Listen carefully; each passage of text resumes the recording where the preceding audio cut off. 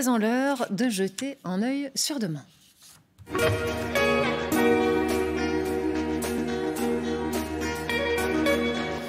Et ce soir, on s'intéresse aux technologies qui offrent de nouvelles perspectives aux personnes handicapées. Un exemple, les cannes blanches connectées pour les personnes malvoyantes. Des cannes qui fonctionnent avec un système à ultrasons et qui envoient des vibrations dès qu'un obstacle se présente. Reportage de Samy Herman, Éric de Bourny, Joachim Vesely et Kamel Azouz. Ibrahim vit en Belgique.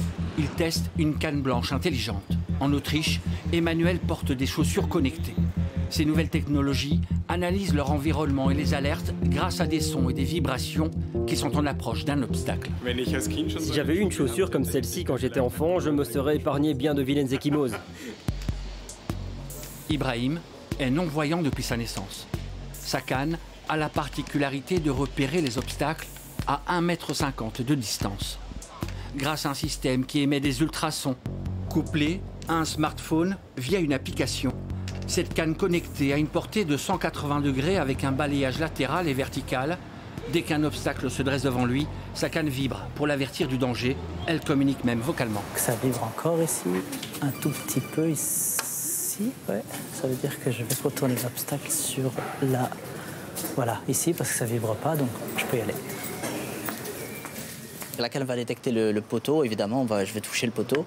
Mais parfois, il y a des obstacles aussi en hauteur. Il y a un panneau, ou parfois, il y a des échafaudages aussi, par exemple, ou le coffre d'une voiture typiquement ouverte. Donc ça, ce sont des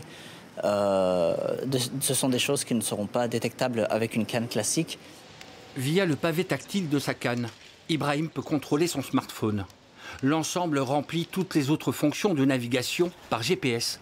Les possibilités qui s'offrent à lui sont bluffantes.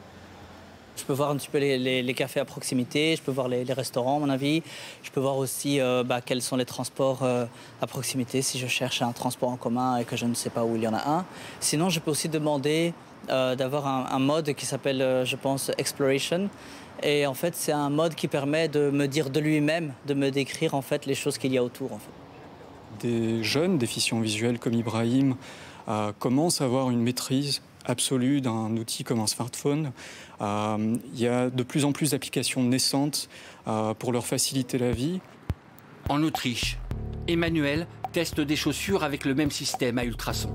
Des capteurs scannent tout ce qui se présente devant lui, jusqu'à 4 mètres de distance. Un obstacle et les chaussures vibrent ou son smartphone retentit. La chaussure a vibré, alors j'ai vérifié avec ma canne pourquoi elle vibrait. Il s'est avéré qu'il y avait des obstacles que je n'aurais pas remarqué autrement. Si j'avais été malchanceux, j'aurais trébuché. C'est ce qu'on appelle des pièges à trébucher. Si ces technologies doivent encore être améliorées, elles sont d'une aide non négligeable pour les non-voyants. Mais il faut encore savoir les maîtriser. La canne donne déjà énormément d'informations. L'audition et toute la circulation, le bruit environnant donnent déjà des informations. Et donc, c'est une donnée supplémentaire à devoir intégrer, à devoir interpréter. Et ça prend du temps et c'est la raison pour laquelle tout le monde n'y parvient pas. Au-delà du coût élevé et du manque de recul sur ces nouvelles technologies, sans conteste, elles offrent aux déficients visuels une nouvelle fenêtre sur demain.